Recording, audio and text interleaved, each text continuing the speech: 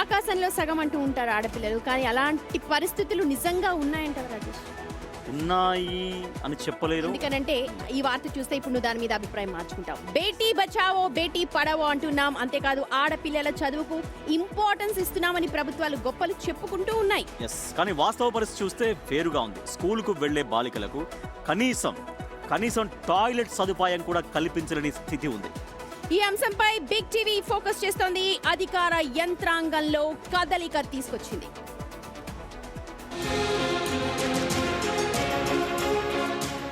ఇప్పుడు మనం చూస్తున్నది నిజామాబాద్ జిల్లా శంకర్ నగర్ లోని మధుమలాంచ గవర్నమెంట్ స్కూల్. ఇక్కడ క్లాస్ రూమ్ లో కన్నా టాయిలెట్ల ఎదుటే బాలికలు ఎక్కువసేపు ఉండాల్సి వస్తోంది. ఎందుకంటే ఈ స్కూల్లో చదువుకోవటమే కాదు, కనీస అవసరాలు తీర్చుకోవాలన్న అగ్ని పరీక్షే.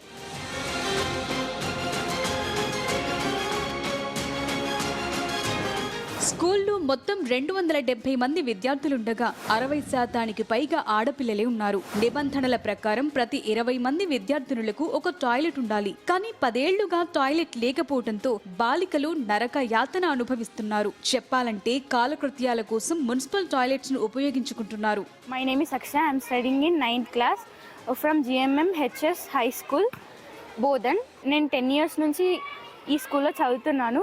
మాకు 10 years నుంచి ఇక్కడ బాత్రూమ్స్ లేవు. మేము గర్ల్స్ కాబట్టి గవర్నమెంట్ పబ్లిక్ కోసం ప్రొవైడ్ చేసిన టాయిలెట్స్లోనే గర్ల్స్ కాబట్టి వెళ్తున్నాము. మాకు వేరే ఆప్షన్ లేదు సార్.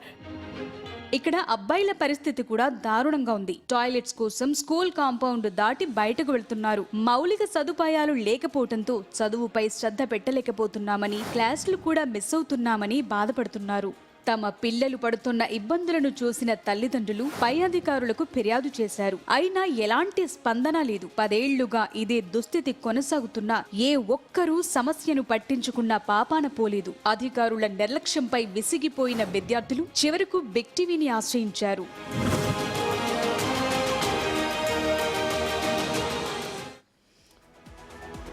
నిజంగా ప్రభుత్వ పాఠశాలలో ఇటువంటి సమస్యలు లేకుండా చేయాల్సిన అవసరం ఉంటుంది. అధికార యంత్రాంగం ఖచ్చితంగా ఫోకస్ చేయాలి.